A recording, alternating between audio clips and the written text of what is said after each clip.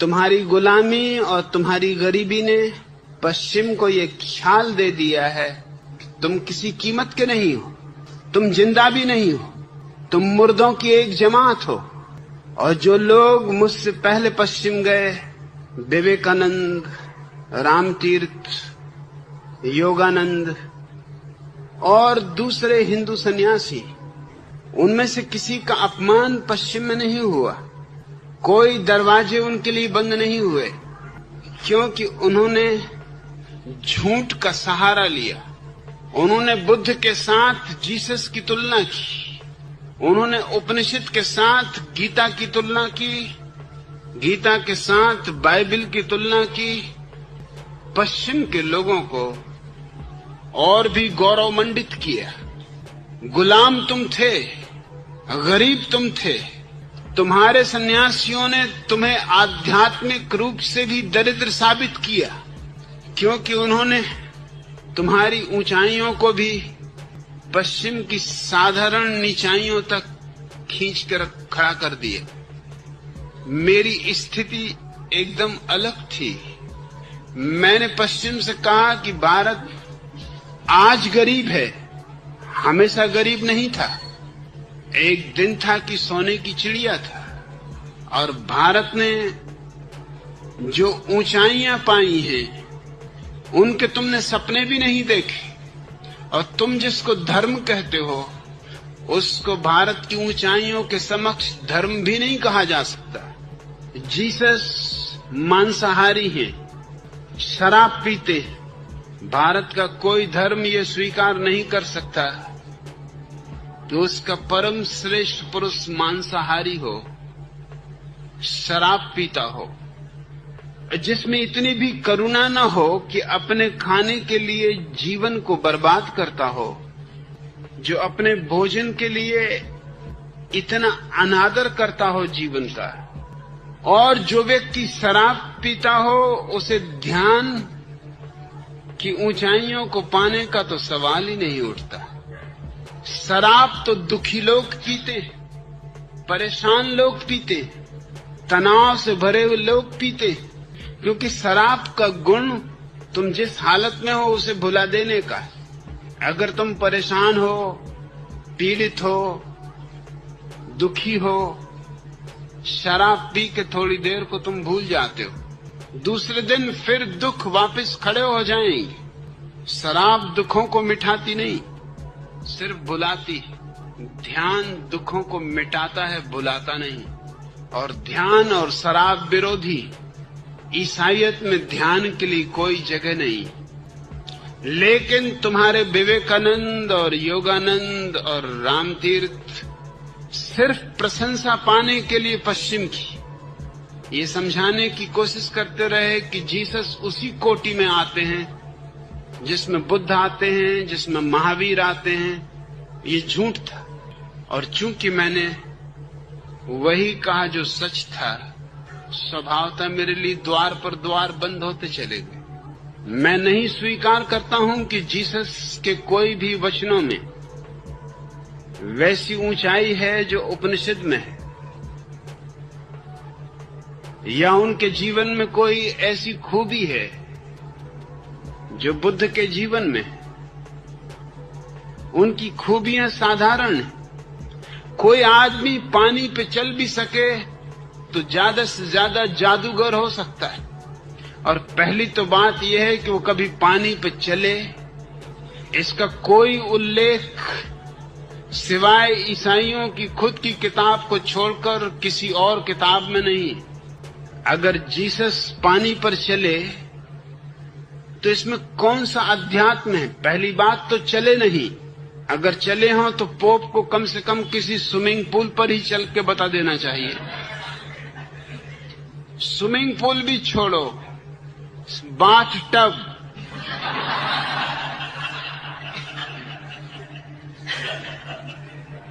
उतना भी प्रमाण काफी होगा, क्योंकि वो प्रतिनिधि हैं और इनफॉलिबल, उनसे कोई भूल नहीं होती। और अगर कोई आदमी पानी पे चला भी हो तो इससे अध्यात्म का क्या संबंध है? रामकृष्ण के पास एक आदमी पहुंचा, वो एक पुराना योगी था, रामकृष्ण से उम्र में ज्यादा था। रामकृष्ण गंगा के तट पर बैठे थे। उस आदमी ने आके कहा कि मैंने सुना है तुम्हें लोग पूछते, लेकिन अगर सच में तुम्हारे जीवन में अध्यात्म है तो आओ मेरे साथ गंगा पर चलो। रामकृष्ण ने कहा थके मांदे हो, थोड़ा बैठ जाओ फिर चल लेंगे, अभी कहीं जाने की भी कोई जरूरत नहीं है, और तब तक कुछ थोड़ा परिचय भी हो ले, परिचय भी नहीं है। पानी पर चलने में तुम्हें कितना समय लगा सीखने में? उस आदमी ने कहा 18 वर्ष। रामकृष्ण हंसने लगे। उन्होंने कहा मैं तो पानी पे नहीं चला, क्योंकि 2 पैसे में गंगा पार कर जाता हूं। 2 पैसे का काम 18 वर्ष में सीखना मैं मूर्खता समझता हूं, अध्यात्म नहीं। और इसमें कौन सा अध्यात्म है कि तुम पानी पे चल लेते हो? इससे तुमने जीवन का कौन सा रहस्य पा लिया है? एक घटना मुझे स्मरण आती है जो तुम्हें फर्क को समझाएगी। जीसस के संबंध में कहा जाता है कि उन्होंने एक मुर्दे आदमी को जिंदा किया। जरा सोचने की बात है कि मुर्दे रोज मरते, एक को ही जिंदा किया जो आदमी मुर्दों को जिंदे कर सकता था।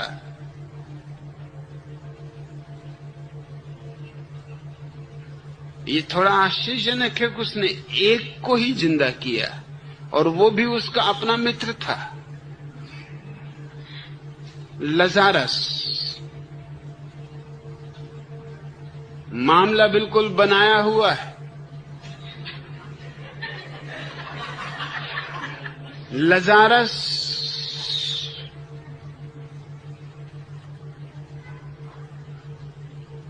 एक गुफा में लेटा हुआ है, और जीसस बाहर आके आवाज देते हैं लजारस उठो।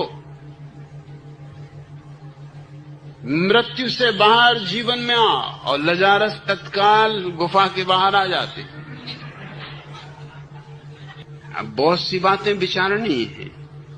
पहली तो बात, यह आदमी जीसस का बचपन का मित्र था।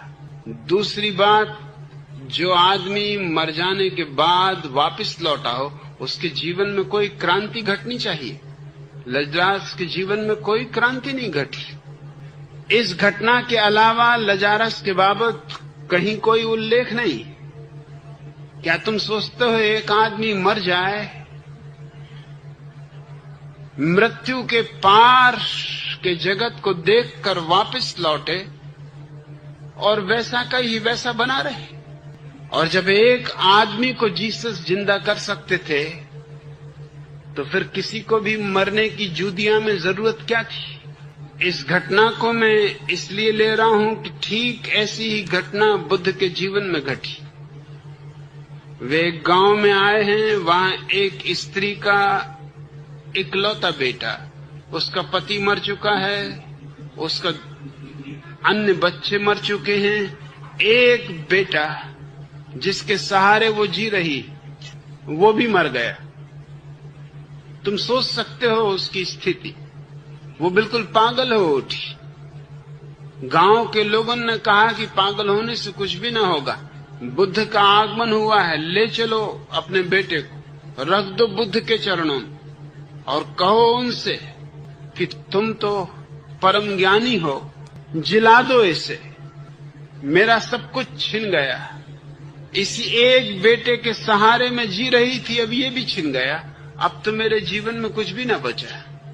बुद्ध ने उस स्त्री से कहा, निश्चित ही तुम्हारे बेटे को मैं सांझ तक जिला दूंगा, लेकिन उसके पहले तुम्हें एक शर्त पूरी करनी पड़ेगी। तुम अपने गांव में जाओ और किसी घर से थोड़े से तिल के बीज ले आओ, ऐसे घर से जहां कोई मरा ना हो। बस वो बीज तुम ले आओ, मैं तुम्हारे बेटे को जिला दूं। वो पागल औरत स्वभावतः पागल होने की स्थिति में थी, भागी, इस घर में गई, उस घर में गई। लोगों ने कहा तुम कहते हो एक मुट्ठी बीज हम बैलगाड़ियां भर के तिल के ढेर लगा सकते, मगर हमारे बीज काम ना आएंगे। हमारे घर में तो न मालूम कितने लोगों की मृत्यु हो चुकी। सांझ होते होते वो सारा गांव उसे एक ही जवाब दिया कि हमारा बीज तुम जितना चाहो उतना ले लो, लेकिन ये बीज काम ना आएंगे। बुद्ध ने बड़ी उल्टी शर्त लगा दी। ऐसा कौन सा घर है जिसमें कोई मरा ना हो? दिन भर का अनुभव उस स्त्री के जीवन में क्रांति बन गया। वो वापस आई, उसने बुद्ध के चरणों को छुआ और कहा कि भूलें, छोड़ें इस बात को कि लड़का मर गया। यहां जो भी आया है उसको मरना पड़ेगा। तुमने मुझे ठीक शिक्षा दे दी। अब मैं तुमसे ये चाहती हूं कि इसके पहले मैं मरूं, मैं जानना चाहती हूं वो कौन है मेरे भीतर जो जीवन है। मुझे दीक्षा दो। जो लड़के की जिंदगी मांगने आई थी वो अपने जीवन से परिचित होने की प्रार्थना लेके खड़ी हो गई। वो सन्यासिनी हो गई। और बुद्ध के जो शिष्य परम अवस्था को उपलब्ध हुए उनमें अग्रणी थी। इसको मैं क्रांति कहता हूं। बुद्ध अगर उस लड़के को जिंदा भी कर देते तो भी क्या था, एक दिन तो वो मरता ही। लजारस भी एक दिन मरा होगा, लेकिन बुद्ध ने उस स्थिति का एक आध्यात्मिक रुख, एक नया आयाम ले लिया। हम हर चीज को ऊपरी और बाहरी तल से देखने के आदी नहीं है। मैं मानता हूं बुद्ध ने जो किया वो महान है, और जो जीसस ने किया वो साधारण, उसका कोई मूल्य नहीं। मेरी इन बातों ने पश्चिम को घबरा दिया।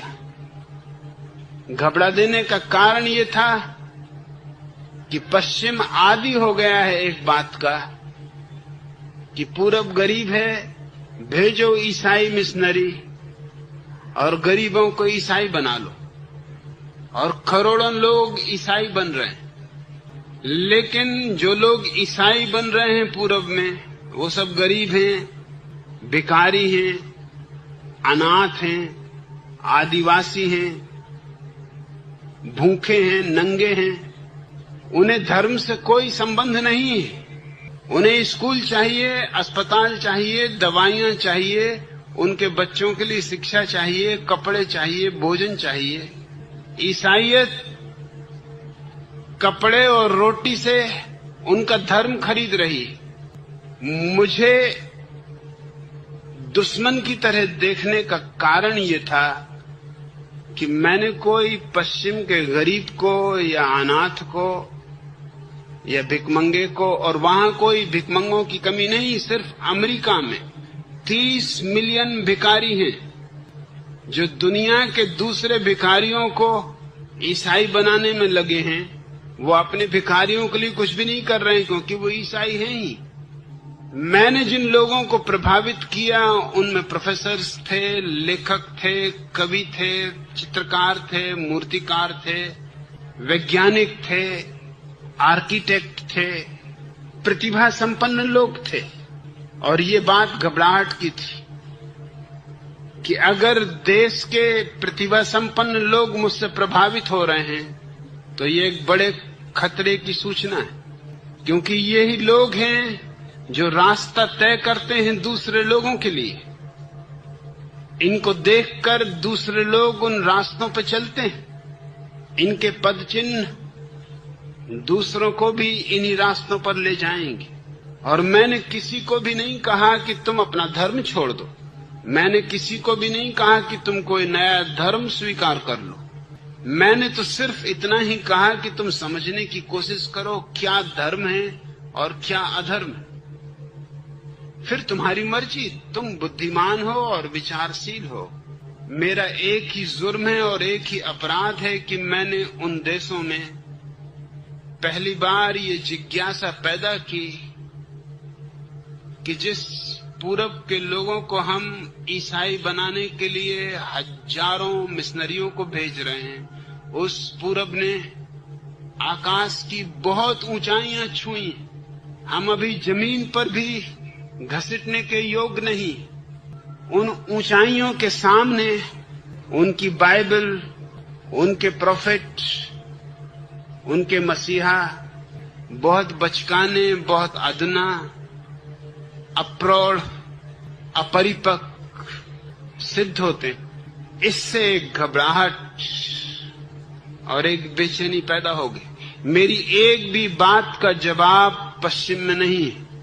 मैं तैयार था प्रेसिडेंट रोनाल्ड रीगन से व्हाइट हाउस में डिस्कस करने को खुले मंच पर, क्योंकि वो फंडामेंटलिस्ट ईसाई है। वो मानते हैं ईसाई धर्म ही एकमात्र धर्म है, बाकी सब धर्म सब थोथे। पोप को मैंने कई बार निमंत्रण दिया कि मैं वाटिकन आने को तैयार हूं, तुम्हारे लोगों के बीच तुम्हारे धर्म के संबंध में चर्चा करना चाहता हूं और तुम्हें चेतावनी देना चाहता हूं कि जिसे तुम धर्म कह रहे हो वो धर्म नहीं है, और जो धर्म है तुम्हें उसका पता भी नहीं है। स्वभाव था मैं उन्हें दुश्मन जैसा लगा। एक अकेला आदमी कभी भी सारी दुनिया में इस बुरी तरह दुश्मन पैदा करने में समर्थ नहीं हुआ है।